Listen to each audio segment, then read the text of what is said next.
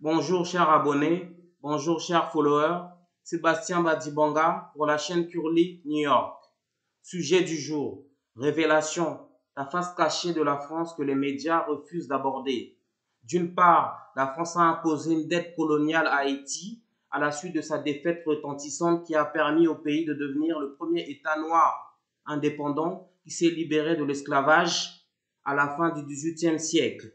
Conséquence, Haïti est devenu pauvre et endetté jusqu'à présent.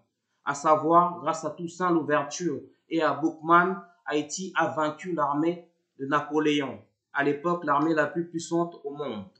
D'autre part, la France impose également une dette coloniale aux 14 pays africains, anciennes colonies françaises de la zone franc CFA. Ces États ont signé des accords lors de leur indépendance il y a cela 60 ans qui les obligent à payer à la France une fortune. Autre vérité, le franc CFA est frappé en France. Du coup, le Trésor public français impose une taxe aux pays africains de la zone monétaire. Par ailleurs, le grand public ignore également que l'armée française a des bases militaires dans certains pays africains, tels que la Côte d'Ivoire, Djibouti, le Gabon, le Niger. Jadis, l'armée française était aussi présente au Mali. Aussi, la France-Afrique est toujours d'actualité et pour cause, la France joue un rôle crucial dans l'installation des hommes politiques africains au pouvoir. Par exemple, certains médias ont indiqué que Paris avait permis à Alassane Ouattara de devenir président de la Côte d'Ivoire en mai 2011. De son côté, le Mali a expulsé la France de son territoire. Les vols Air France à destination du pays ont par ailleurs été suspendus. On reproche à la France d'instrumentaliser le terrorisme afin de s'ingérer dans la politique intra-africaine. Au Niger, la junte qui a fomenté un coup d'État exige également le départ de la France et de ses entreprises qui exploitent l'uranium de l'État comme Areva. Le constat est sans appel. Les bases militaires françaises en Afrique se trouvent pour la plupart à proximité des ressources naturelles et des matières premières. Le moins qu'on puisse dire, c'est que c'est étrange. Au Gabon, par exemple, la société française Total Elf exploite le pétrole du pays.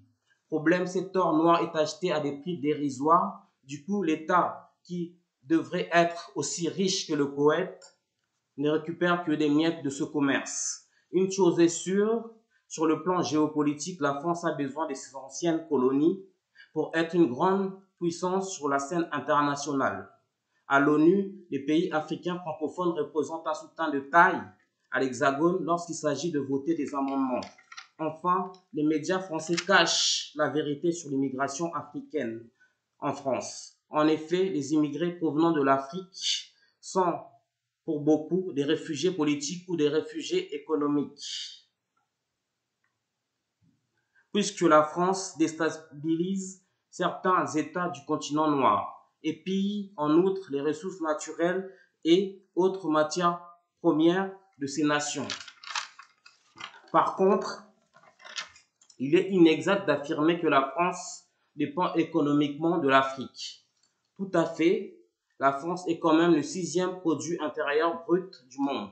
Et l'Hexagone n'est ni plus ni moins la 3e puissance économique d'Europe, juste derrière l'Allemagne et la Grande-Bretagne. Donc, les spécialistes africains qui prétendent que l'État français a besoin de l'argent de l'Afrique pour exister se trompent. Certes, les sous-sols français n'abritent ni pétrole ni uranium. La terre hexagonale ne dispose pas non plus de l'or ni du diamant et encore moins du cobalt ou du coltan. Néanmoins, la France dispose de plusieurs forces industrielles et piliers économiques. En l'occurrence, l'industrie de l'automobile hexagonale se porte bien. Les voitures françaises se vendent bien en France comme dans certains pays européens, sans compter sur l'aviation militaire française qui est prisée dans le monde entier. Par ailleurs, Airbus, joyau aéronautique franco-allemand, talonne de près l'américain Boeing. Puis, les vins et champagnes français attisent la convoitise. N'oublions pas non plus que le cinéma français est le 3e marché mondial du film. En outre, l'industrie française de la mode bat des records de vente. Ce n'est pas pour rien que le milliardaire Bernard Arnault est devenu l'homme le plus riche de la Terre, devant Elon Musk et Jeff Bezos. Les amis, il ne faut pas blaguer avec l'économie française. Et je n'ai même pas parlé de son milieu tertiaire qui n'a rien envié à celui des États-Unis.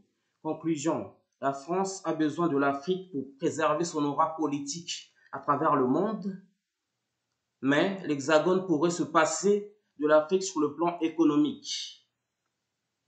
Certes, la France-Afrique existe toujours, sous une autre forme bien sûr. Les anciennes colonies françaises commencent peu à peu à se libérer de la mainmise de l'État français. Bravo au Mali, au Niger, au Gabon et au Burkina Faso pour ce nouvel élan révolutionnaire. Merci chers followers, merci chers abonnés de nous suivre et de suivre nos contenus, de liker, de commenter. Activez la cloche de notification et abonnez-vous pour ne rien manquer de nos épisodes. Sébastien Badibanga, animateur de la chaîne Curly New York. Merci beaucoup. Bonne journée, bonne soirée. Ça dépend où vous vivez. À la prochaine. Ciao. XOXO.